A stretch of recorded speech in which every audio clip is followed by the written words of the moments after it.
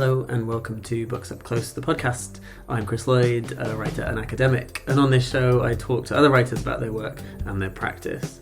We also collaborate on a close reading of their writing, looking at a particular passage or a whole poem, and talk about its meanings, resonances, and the technicalities of language.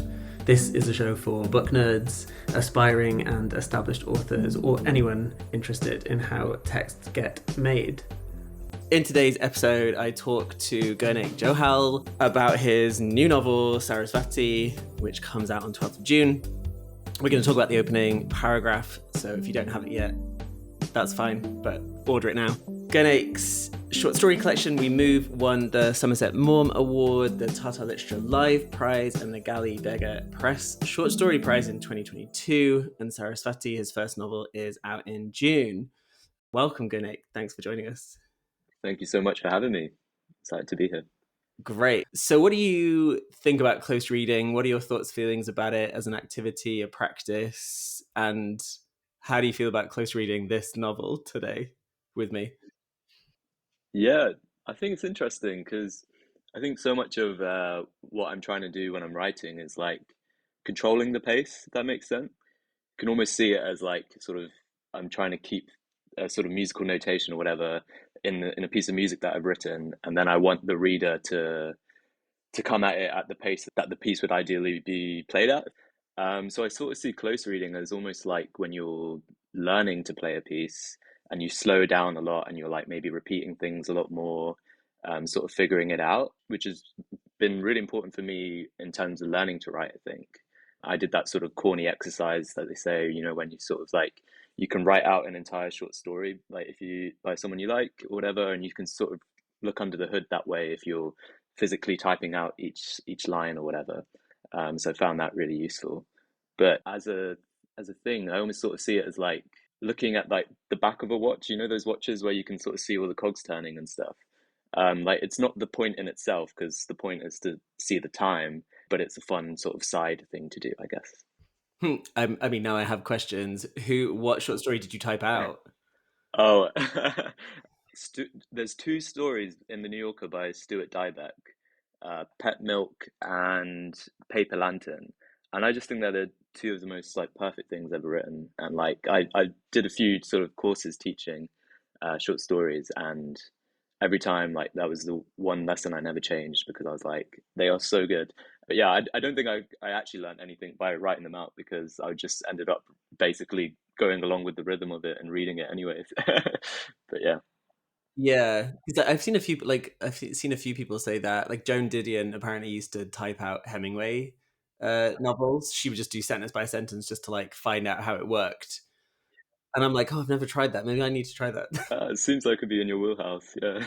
Yeah, maybe I mean, it's better than doing my own writing. I might as well write someone else's story. Maybe I'll actually ask you very quickly on that. How did it feel moving from writing a book of short stories? I don't know the timeline of how you wrote those stories in We Move, but the moving from that to the novel form. Yeah, I think it's just by virtue of the form, like a lot looser with the novel because it can just keep expanding the more you put into it. Whereas in a story, like you can really control, like you know, like a sort of I don't know, like a music producer pushing all the dials up and down. If you add something on page three, it makes you think, oh, on page 13, I've got to add something there, right?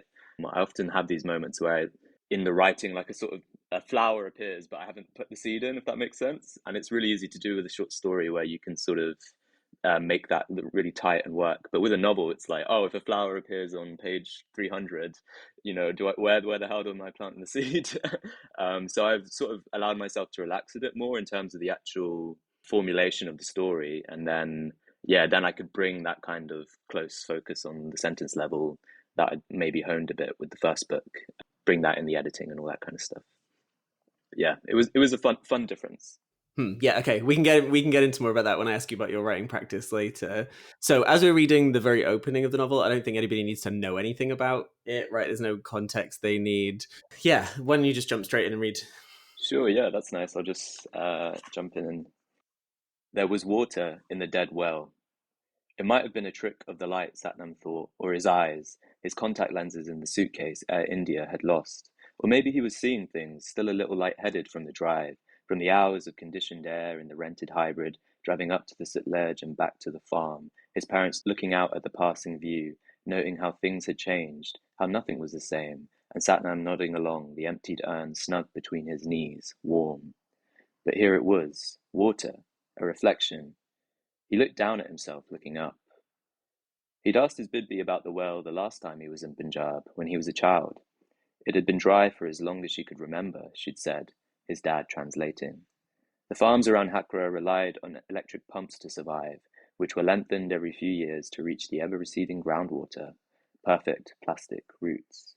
Still, on some evenings, Bidby would walk to the dead well at the corner of her square plot, and that summer, Satnam would follow.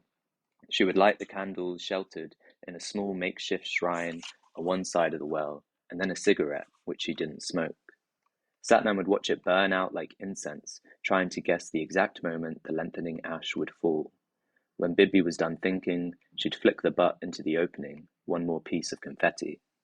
His parents had explained that the shrine was a samadhi. Tradition, his mum said. Superstition, his dad. It was about honouring ancestors, they agreed, remembering the dead. Satnam leant over the edge of the well and felt something move within him, like the bubble in a spirit level. His left ear was yet to pop from the flight, his body caught between varying pressures. A bead of sweat dropped from his lip into the dark, the sun eclipsed on the surface by his shadowy face. Featureless, he could have been any number of people before him, reaching for water. Amazing, thank you. I love this opening passage, and it's kind of my contention on this show and in every class that I teach my students that the first page of a book will tell you everything you need to know about what's to come. Yeah, I I agree think with that. Yeah. whether you're consciously planting the seeds or not, right, to use your metaphor, I think that first page or the first paragraph will tell you so much about what's to come. It sets the tone, right?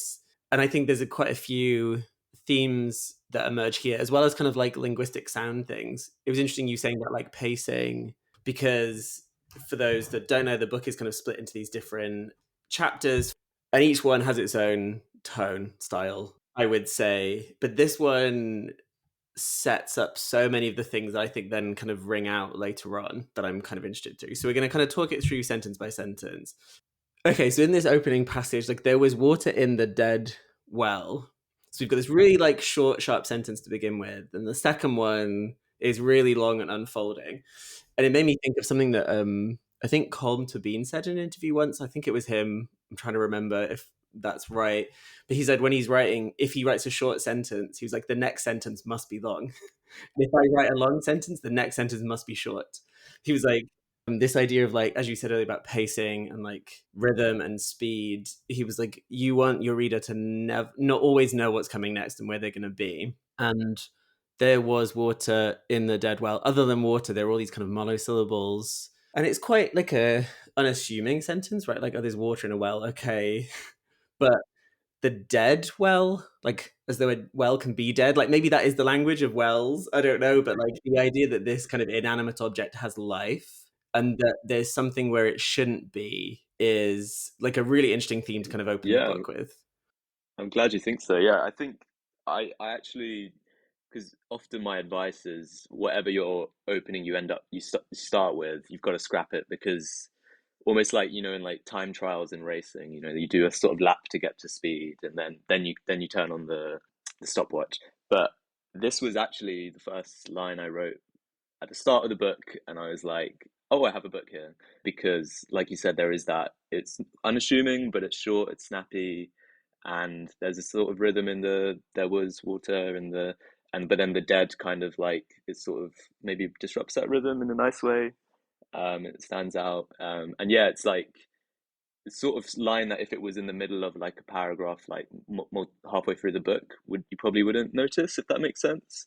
But as an opening, I hope it sort of captures this slight juncture of like you sort of see what the status quo had been, right? That the well had no water in it, and it's like disrupted in the first line, which is something I'm always trying to do, which is sort of to get the ball rolling on the plot, if that makes sense.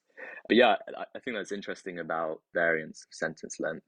Not something I would sort of think about actively, but yeah, it definitely makes a difference, especially now. I'm sort of listening to audiobooks probably more than I read, and it does come through in that way when you enter a sort of repetitive rhythm. Then I sort of glaze over and I'm cycling or on the tube or whatever, and I'm like, I've no idea what's going on in the plot.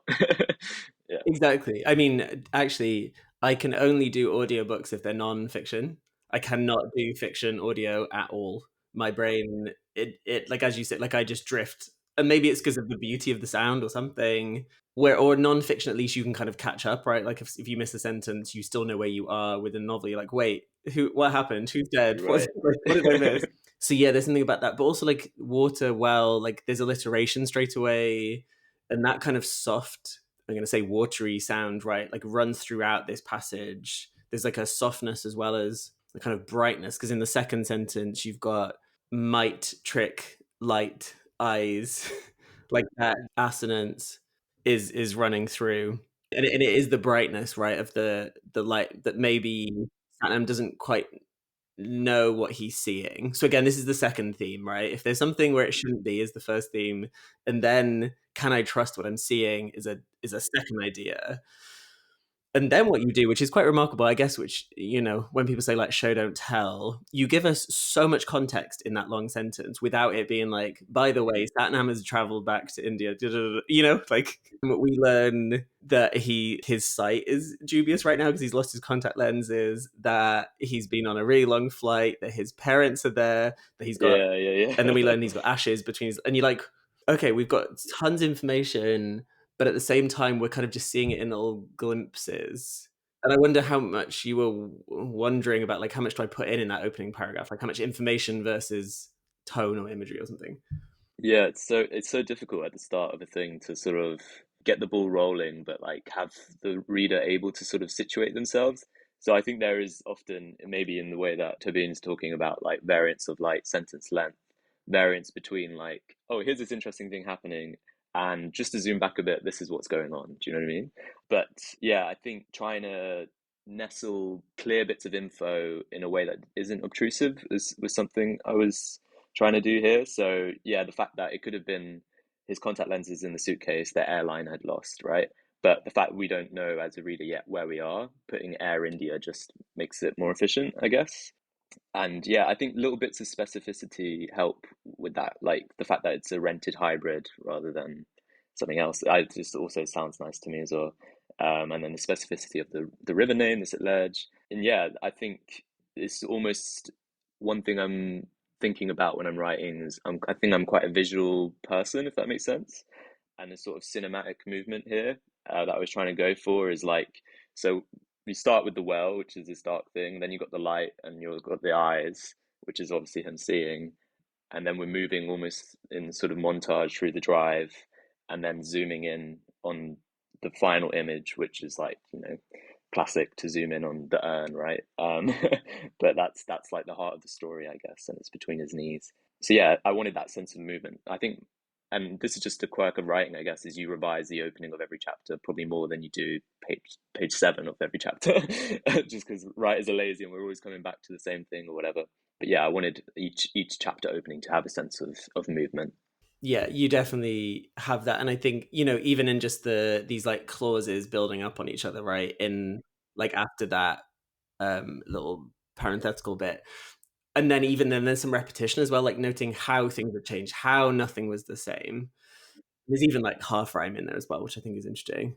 And that emptied urn snug between his knees, warm, that little comma warm. Not the emptied warm urn snug between his knees or the emptied urn warm between his knees, but between his knees, comma, warm. There's all this kind of pacing and the idea that they're warm kind of suggests a number of things, right? You're like, is this metaphorical as well, right? There's like a heat to this moment of going back. Yeah, I feel like there's a lot like nestled in there. I think, yeah, because the warm is the weird description, like emptied urn makes sense, right?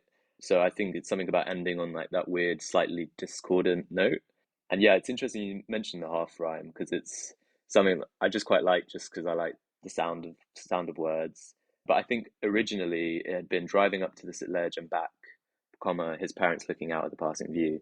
But in terms of situating the reader again, I've added in driving up to the sledge and back to the farm because I wanted, to make it clear where we're going to and from. But there was a nice like farm and warm noting nothing.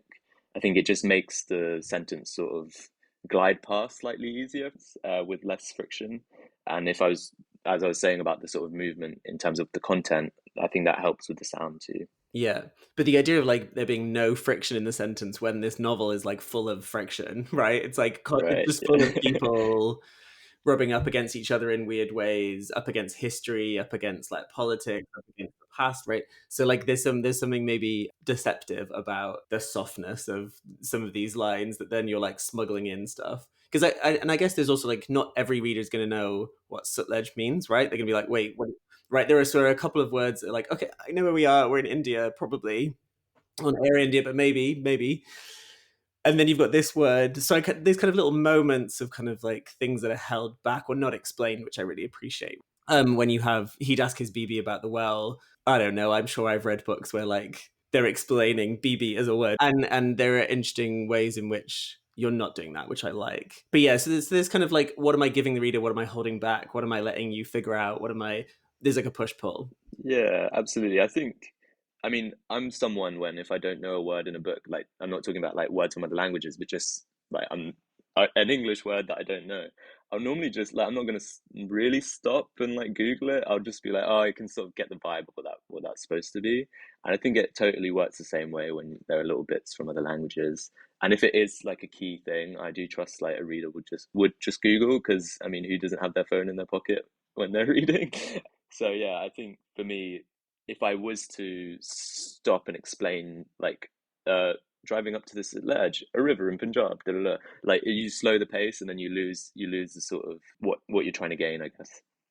Yeah, for sure. And then this last sentence of that paragraph, but here it was, comma, water, colon, a reflection. He looked down at himself looking up. You suddenly do some like we haven't had colons yet.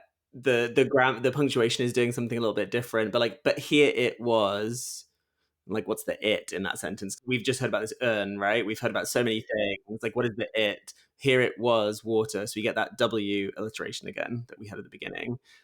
Here it was water, a reflection. It's like the water is a reflection. You're like, huh. Not it is reflective, but it is a reflection of something. He looked down at himself looking up, which is a beautiful image of this like inversion. A looking at himself, but also like looking at the past. I don't know. And there's even like the kind of reflection in the sentence, right? That colon, I feel these two sentences like are reflecting each other in some kind of way. Yeah, I sort of see the colon like a equal sign in a equation, if that makes sense. So it is a kind of reflective point where one side is equal to the other. So yeah, so then you've got the water equals the reflection, but there's also he's reflecting on the water, not just physically in what he's seeing, but in he's thinking about it and the sort of other meaning of the word. But I think I like the rhythm of this, and maybe now I'm like maybe Cognitive Beans just figured it out, and but after that long sentence, having this like two shorter ones, which I've sort of broken up with punctuation. Yeah. Yeah, which is very different from what we've had before. So like again, we're in an unexpected place. But yeah, reflection as both literal and as this kind of introspection runs throughout each of the chapters, really. And then the second paragraph, he'd ask his BB about the well last time he was in Punjab when he was a child. So again, like with a bit of a zoom out again, it had been dry for as long as she could remember. She'd said his dad translating. Here is where I'm going to be, the person that talks about indirect discourse. I wonder, I had the question of like, why many of the chapters are in the third person, right? Not first person, like what that's doing. I think there's an interesting thing happening there. So it's already indirect discourse. It's like you're not giving us speech marks here, but it's also she'd said his dad translating. So like it's even like a double remove from what the BB had said, right? So there's something about distance as well for the narrator and the characters that we're witnessing. Like I could easily see this book as just being like, what is it, 6 or 7 first person narratives, right? But like you don't give us Right, that. right, right. You don't have to reveal why you've done that, but I'm just interested in like what that does for you, I guess, on a linguistic level. Yeah. Well, in terms of this sentence in sort of microcosm or whatever. She'd said his dad translating like as two different bits of it is there to sort of one. It explains very early on that he can't speak Punjabi, so the language of his grandmother. So they need a kind of person in between them, a conduit to sort of communicate, right? And you get that sort of by like you saying that extra level of remove in the sentence. I think just drills that home maybe that like this isn't what like if we did have it in speech, the reader would first assume okay, so they're just speaking, and then if you had that after, I don't think it would make sense. But in the indirect way, it makes sense because he's sort of summarizing a memory of a communication. In terms of the third person, I think it is sort of my maybe my natural way of writing, but I think that's also because my natural impulse is not to stay with one character all the way through a story, like in a kind of like linear way. I'm always interested in other people in the room, like the minor characters and stuff like that. And being in third allows the movement. And I do see like free and direct discourse as a kind of is the sort of cheat code that a novel can do that no other form can't. Do you know what I mean? Or not a novel, but like prose, right? It's like this, like, and I do believe in if you're making a piece of art, you should justify the form in the content. So, like, the reason this is a novel and not a film, beyond the fact that I don't have millions of pounds of financial backing, is that like I'm able to move between people's points of view and their thoughts and all this kind of stuff.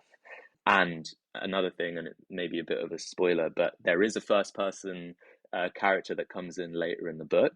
And I wanted to hold off on that in this sort of fun way. I never really like wrote poetry, but in university, I remember we did a course in poetry, and my lecturer said, you know, it should always be a sort of thought through moment, as in when you introduce the I in a poem. It doesn't just happen. Do you know what I mean? And I always like that kind of sort of weird sort of narrative tension of when, oh, now we know so and so is speaking or whatever. So I wanted to play with that with the novel too. Yeah, really interesting. But yeah, that moment is a very striking one. But having most of the novel in this third person, like as you say, like free and direct is quite a capacious way Right. Well, that's of good. Yeah. being in different people's minds and like filtering through. But I just think that was like a really beautiful moment early on where you're telling us kind of what the narrator can and can't show us and who's speaking and when and whose thoughts and whose voice. And I think that's like it's just a very small way of telling us some of that information. Like the farms around Hakra relied on electric pumps to survive.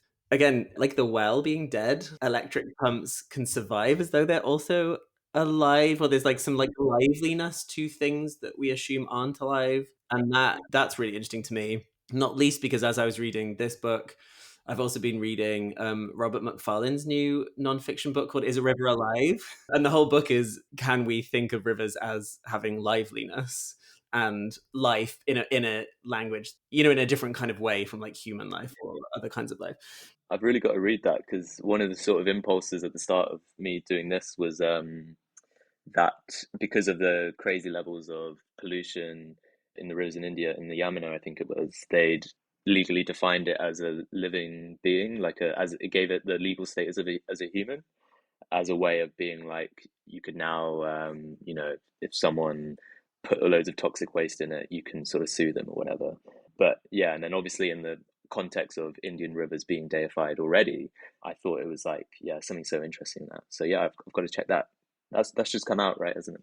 Yeah, and there's like, this is the one I'm listening to on Spotify because Ah, his okay. voice is really beautiful to listen to. Like the first Right. one is in Ecuador, and he kind of talks about indigenous groups who have kind of argued the same thing, right, for kind of like the rights of natural spaces. And then he moves to India, but I can't remember where. I think it's in southern India. I can't remember what he said at the beginning. And then the third one is in indigenous land in like what is Quebec or somewhere in Canada. So yeah, so it was like reading those two alongside each other was really making me think about like what has life, what doesn't, and like the river is something both historical and mystical, but also it has agency of its own in the book, right, in a kind of way. Yeah.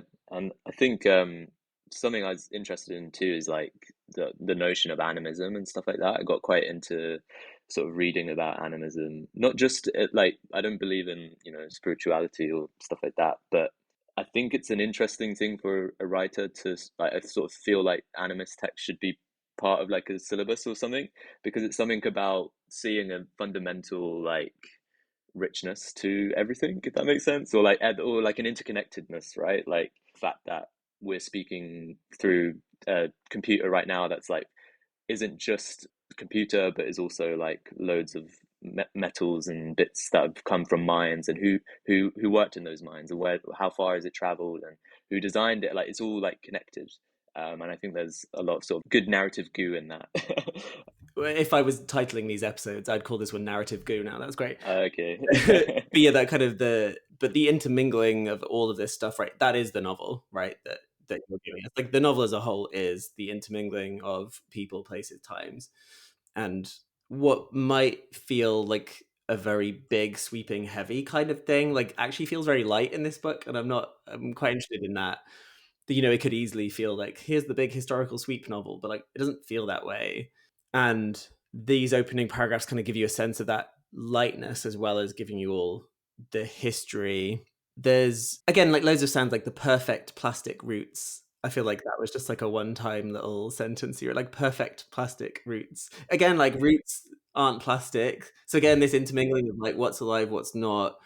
And then even the cigarette which she didn't smoke is the which I love in that line. But even like candles, sheltered, small, shift, shrine, cigarette, smoke, like that alliterate, you know, the S sound runs through there, and it's really soft like the smoke, right? It's so interesting, isn't it? I think it's maybe a wider thing on close reading of like there's a thing going on, right? There's sheltered in a small makeshift shrine on one side of the samadhi. Like it's definitely there, but I couldn't tell you why. Like I guess it does. There is a kind of whooshing of the smoke. Not that smoke makes a noise, so it doesn't really work. Uh, but yeah, I think like I can imagine myself as a sort of A-level student underlining that and being like, "Ooh, something going on here." Uh, and maybe this is a sort of death of the author moment where I'm like, I have no clue what was going on there. It just sounded good. Yeah. The sound has emotive effects, right? Like sound isn't just sound. Is I get was what I'm trying to say on this podcast is like there is stuff happening in the level of language that has an effect on you or on me anyway. If no one else, on me. And you get that even in the image of when she was done thinking, she'd flick the butt into the opening, one more piece of confetti, like those T sounds, right? Even if you're not consciously doing that, your brain is going flick butt confetti has those sharp Yeah. T sounds, right? It's sort of like, the sort of downbeats and upbeats on drumming or whatever. Like, definitely there are bits that stick out. And then I often think of like, because I'm not a very fast reader, but people who are fast readers do just sort of jump from the keywords, don't they? Like, do you know what I mean? And it's sort of only seeing the sort of the up notes rather than the down. So they would go, yeah, flick butt confetti, and you do get the sense of what's going on just by those kind of bits that stick out. And I do think like Perfect Plastic Roots, which was a few lines earlier, it does annoy me when I reread it because it sticks out. But like it's supposed to. But I've read it like 1,000 times. So every time it sticks out, and you're like, oh, it's annoying that that sticks out because it's almost like a bit of like an unruly bit of hair or something. But I'm like, but I want to draw attention to something not being quite right. It's the same with like the urn being warm and ending on warm, ending on perfect plastic roots, ending on confetti. It's like often I think the sentences here are like tending towards something that doesn't quite fit in the way it should be. And yeah, that's why I sort of wanted a sort of slow, disquieting opening, maybe. And I hope that kind of contributes to it. For sure. And then that disquiet, I guess, becomes more explicit when you have his parents had explained that the shrine was a samadhi tradition, his mum said, superstition, his dad. It was about honoring ancestors, they agreed, remembering the dead. So, like, you've got this tension of like tradition or superstition, which is one of the dynamics of the book, right? Where do we sit in that like fake binary, if you like, because actually it kind of, it goes in different ways. But then they agree upon something, right? It was about honoring and remembering the dead. And that also seems like a tagline for the book, right? That the book is trying to honor ancestors as well as figure out what's going on there. What does remembering look like? Who's remembering what? And I was waiting for the epigraph from Toni Morrison at the end. I feel like he's going to quote this essay by Toni Morrison at some point, right? Where she's like, when a river floods, it's remembering, it's like past, right? Whatever the quote is. All water has perfect memory and is forever trying to get back to where it was, something like that. Yeah.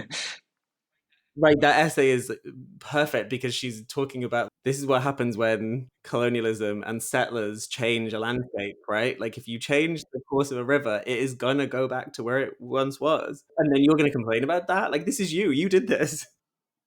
Yeah, I think Amitav Ghosh is really good on stuff like that with sort of how town planning and stuff in colonial times just goes against like the way things had always been, right? Like you wouldn't build a city by the ocean because it's gonna get flooded. Like that's just basic. You know, you build London way in on the Thames, and then you can still get out to sea, but you're safe. And yeah, now we're seeing the consequences of all those things in places like Jakarta and stuff like that. But yeah, no, that Toni Morrison quote was a very like one that early on I was like, oh, she gets it. Yeah, so I was excited to like just see a little mention of that later on, but the idea of again like everyone interpreting the river in certain kind of ways, right? And but also interpreting like signs and signifiers of this thing, right? Like the water in the well must be the Saraswati, right? Like it's like there's no for some people there's no question about that. All of these kind of appearances are like signs of things. Even the kind of climate eco chapter is like what are the signs of our destruction, the signs of change. I don't know. There's lots of speculation going on by most of the characters about what do these signs mean, and I think you're kind of building that in to the language too. Yeah, I think yeah, the sort of tradition, superstition, like the same sort of thing, like on either side of a colon type thing of like two sides of an equation, and like they obviously sound quite similar too. And yeah, this sort of binary thing that to sort of start the book, I thought was quite interesting. I don't know how you feel about this actually. I'm interested, like of like novels having theses because I'm sort of like I don't think a novel should have a thesis. Like I don't think it should have a thing that sets out to do and then try and prove. However, like when you do close read and opening, it's there, isn't it? Like there's some sort of murky thesis here. I think maybe. Yeah, even in that next bit where he says his left ear was yet to part from the flight, his body caught between varying pressures, and I was like, well, those are the pressures of his parents, right? Like the varying pressures of the two ends of the spectrum, and whether that's a thesis or whether it's like you're staging an idea, right? Like is maybe how I would Yeah, think maybe about that's a it. good way to put I'm it. putting this idea on the page and letting it play out rather than arguing for something. I mean, I've read books that clearly argue for something, and I'm like, well, these are obviously less good books in my mind, right? Because they're too didactic or too direct in what they want to do, right? Whereas I think there's just like a staging of some ideas. But even like that's why I said a kind of like fake binary, right? Because like tradition or superstition, like there's a middle ground of like what is belief really? Do you know what I mean? Like and what does this return of this river mean, or the possible return of this river, and like what does that signify? And then we return to the body right at the very end. A bead of sweat dropped from his lip into the dark, the sun eclipsed on the surface by a shadowy face. Beautiful sounds throughout there, right? This S and the C's again. You keep coming back to the same sounds through the passage. It's almost like a poem, right? Like the recurring of certain soundscapes. And so we return to his body, which I feel like is important because that's where we kind of started. But then there's a little tab, right? Featureless, like, oh, he could have been any number of people before him reaching for water. Kind of devastating, but also telling in a way, right? Like he is just one of many that we're going to get in this book. Yeah, and I think it's when you have a sort of shift like that from the very like physical to slightly more abstract, right? I think it's important that the abstract thing is still accurate. So if you are bent over and the sun is behind you, so the sun eclipsed on the surface, then that would be like backlit on you. So like I was sort of trying to really physically see it, and I'd be like, well, you wouldn't see the features of your face. You would just be a kind of silhouette, if that makes sense. And yeah, then it sort of tied in, I thought, nicely with the idea that like if this well had been in use, which obviously it had been like however many years ago, and it's on his family plot, the family plot of land. Yeah, it's sort of I just felt this sort of connection come through with like him doing the same thing that had been done by his ancestors. Yeah.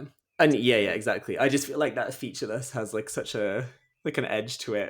But in that moment you wouldn't see his features, but at the Yeah, same time, like, no, he's a fully fledged person and he's actually specific. Is he, in the story he feels like lost in various ways, right? And kind of caught between different worlds. it could also be a slight maybe subconscious joke from me in that I don't describe anyone's physical appearance really in the book or in any of my stuff really. I sort of if I do, it's because it's maybe, oh, you got to remember that guy with the glasses for compared to the one without the glasses. But they are in my head all featureless and look however the reader wants them to look. Huh. I didn't even think about that, which is interesting because you describe like their bodies in intense detail throughout the book, like, but not necessarily like features in a way, right? Yeah, it's kind of sort of pet peeve of mine when it might be somewhere around this point in a book when they would sort of stop the flow of what's happening and be like, he had brown eyes, and it's always like, but does his brown eyes mean anything? Kind of like, so yeah, I sort of, and it might be something the way like I've sort of contradicting myself too now because earlier I said I'm quite a visual reader or a writer, but um No, but it's the visuals of like the scene, right? I mean, because not to like jump ahead and spoil it, but like for much of the next scene, like he's naked on the roof of somewhere, right? Like his body is actually very visible, but the specifics, I guess, are like how we're imagining, right? But you're right, like it is a very. I hate when people say books are cinematic. Like I don't know, but it is very visual. It is very like you see like an entire world here. I sort of see the third person maybe, yeah, if I had to compare it to another form, less like a movie where you see all the characters and more like one of those video games where you're sort of floating behind the character. Like you're not actually like seeing the eye like through the character's eyes, but you can sort of see them walk around with their gun or whatever, yeah, over their shoulder. Yeah. Yeah, though not too many guns in this book, but anyway, I won't spoil any of the rest of it. Okay, so where and when do you write? Do you have practices? Do you have rituals? Do you do it on phone, hand? Like what is the setup for you? Yeah, the setup is very all over the place. Especially for this book, I was writing it while working full time. One thing that sort of ran all the way through each redraft was a kind of energy and compulsion that I had to get the story out quickly. In a sense, like it took me 5 years, but like in a sense that like real world news stories are constantly catching up with what I was writing, the sort of speculative elements. So it was like I'd wake up, I'd work before work, and then on my lunch break I'd go off and switch laptops, and then after work I'd stay out. At one point I got like a press subscription for free just because it was like I was working in central London and it was like that wherever you are in central London there's a desk and a coffee and a press. So I was using that, and then I sort of started going to libraries and stuff instead. But no, rituals never work for me. I think one thing that does help is maybe a slight commute in a sense, like rather than just rolling out of bed and sort of typing at home, I think it helps maybe to go on a bus to a library or something like that, where you can sort of separate and enter the zone in a sort of way. Yeah, it's definitely fitting it around making money, but maybe further down the line. Or because I always love when you sort of read interviews with writers and they're like, I wake up and I do 50 words and then and I run in the park or something, and then I'm like that's enough because it takes me a year and then I'll end up with a lovely sliver of a book. It's like yeah, of course you do if it's a sort of self-sustaining thing. But yeah, I think little sort of scraps here and there piece it together. But always on a laptop then. Yeah, I don't write by hand. And on my laptop, I'll always have two windows side by side. And one is like the draft I currently have, and then I'll on the right is a blank page, and I'll just rewrite the entire thing. So I think it's a key part of my practice. Maybe is like basically never doing track changes, or like I'll if I do get track changes from an editor, I'll have to rewrite the entire thing because otherwise I'm just sort of glazing over the problems and like just fixing the bits that are like clear problems, if that makes sense. And I think in the repetition, like the constant rewriting the entire book, like I don't know how many times over I did, it was like a lot. It just keeps you active in it in terms of if there are kinks in a sentence or like bits that don't quite make sense, you've got to retype that entire thing, and then you're like, okay, well, I should probably fix it now. But I think I'd be a lot quicker if I just sort of read through, put the track changes in, and then later on made those track changes. But I think a lot more would slip through the cracks, maybe. So yeah, oh yeah, on my laptop screen I've got those two windows, and then when the right hand side is filled up with the new draft, I then move that to the left, and then start again and just keep sifting and sifting. Wow, that's a lot. How many words is this book? Oh, 120,000 maybe, something like that. I can't remember. That's a lot of Yeah, typing. I'm a very quick typer. Although I've got told off. Recently joined the London Library for a year. Got like a free year, which is great. I was gonna say bougie or what? I know it's so bougie. I love it. But yeah, I got told off by the guy next to me, like, "Oh, can you please type a bit quieter? Like, it's ridiculous." Because I'd sort of get into a bit of a fury. So now I'm a bit a slower writer and more self-conscious, maybe. That's fascinating because I mean, we started off with like you typing out other people's stuff, so it's interesting that you're also typing out your own in that really methodical way. All right, Yeah, yeah, every single person I've spoken to so far like has such a different way of doing it that is really nice because it means that, like all those books like this is how you must write. No, throw out the window. Like there is no model. There is just write when you can write and do it in the way you do it. Right. it works for me. I don't think it will work for everyone. Yeah. Do you remember first writing? When did you first say to yourself like, "Oh, I want to write"? Yeah, well, I wanted to do like art and like printmaking and stuff like that, but at A level I didn't get the grade to get into uni. So then I sort of pivoted and was like, oh well, I'm good at English lit, so maybe I'll try and do creative writing as a kind of like it's also creative-y. And I remember like when I had to do the art pieces, I got less and less about the actual like making of the piece and more about the like the write-up that you would have to do about it. And I'd be like, I feel like I could express myself more in that than I could in like, because I reached this sort of limit of like what my hands could do. So yeah, so then I was applying for university, and the entrance was like you have to write a short story, I think, and that was the first story I wrote. I was like sat down. I can't remember much about it. I think, well, actually, I remember my first dream of the story was that it was going to be like set on a bus, and it would basically like you kept moving from one character to the other, kind of the way like that Richard Linklater movie Slacker, like it just constantly like, and that's sort of the start of my wandering gaze, maybe. But I kept failing at it, so then I ended up with this really small sliver of a story, which was a bit more, simple. Um, but yeah, that's when it started, and then at university I got the bug and was like, wow, I've got it. This is really fun. Yeah, I think that's the thing that's kind of lost, I think, when we talk about it, and that it is a fun way to spend your time. Like just sit down imagining things. I love it. I know you said you've done like workshops and stuff, but do you teach any lessons on creative writing that you want to share? I think in terms of the first draft, I think that's quite I'm quite interested in. Like I think that's the kind of roadblock for a lot of people. I think a lot of the time you're trying to get your head outside of your head so you can do the thing and then you can come back.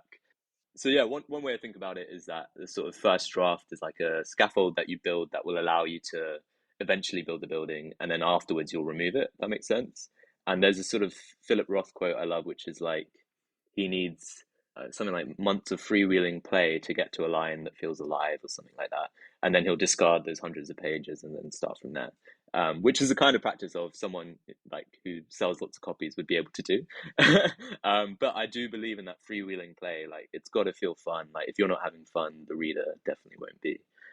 And then yes, so if you sort of see the early stages of writing as a kind of the sort of fuel ship, like the fuel pack on a rocket ship that's helping you get out of the atmosphere, which is, the gravity of self-doubt is trying to pull you down. But you got to burn through it and then jettison all that stuff, and then you'll be out in in the lovely space. But yeah, so I really believe in just writing and getting the words down and feeling the rhythm of it and stuff like that, and you'll enter a story. But I think where people maybe go wrong is like expecting the story to start where you start. What books do you want to recommend to listeners? They could be new things, old things, things coming out, stuff you go back to. Well, one that I have right here, which you can sort of see how far through I am, is Lonesome Dove by Larry McMurtry, which is a sort of, I think I've recommended it somewhere else and it was probably a long time ago, and that shows how long it's taken me to get through it.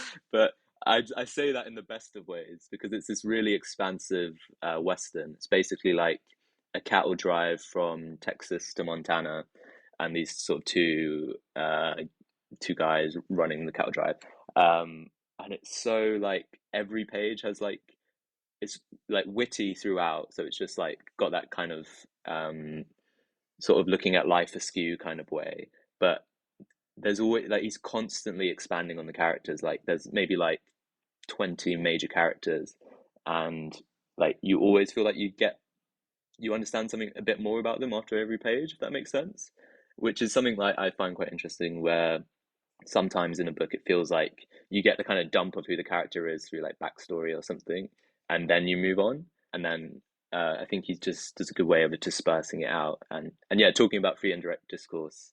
I think he's yeah, really good at it, like constantly moving between characters. So yeah, I think yeah, and I love a good Western movie. This is like the opposite of a Western in the sense that in a Western movie, especially like the spaghetti Westerns, it's sort of all about forward momentum and like concision, and there's that clean narrative where it's like there's the gun, the girl, the bad guy, whatever, and you know where you're going. And this is like it is a forward momentum because it's literally, you know, moving the cattle from Texas to Montana, but it's like so rambling and like discursive, and like takes them like 200 pages to leave the town they start in. So so it's sort of like everything I would sort of say you shouldn't Yeah, do in a book, but but I you love love it. it. Yeah, It's always yeah, been like, I'll read it one day, maybe when I'm old. I don't know. I'm in that period of my life where I'm like, if it's over 400 pages, I haven't got the time. There's too many things to read. I know. Yeah, so I sort of keep it here as a sort of I return to it every now and again, and then I'm like, yeah, listening to other stuff Amazing. when I'm out and about. That's a great recommendation. Well, thank you so much, Gurnaik, for joining me today. It's been a real pleasure. Thank you. It's been a lot of fun. Thank you for listening to this episode. Please subscribe if you haven't already, leave a review, and share with people you know. You can also follow the show and me on Instagram at Books Up Close and on YouTube. And if you can, please do fill out the feedback form linked in the show notes. It's really helpful to us. You can get show transcripts and more information by subscribing to the Substack. This show is made possible by an Impact Accelerator Award from the University of Hertfordshire and the Arts and Humanities Research Council.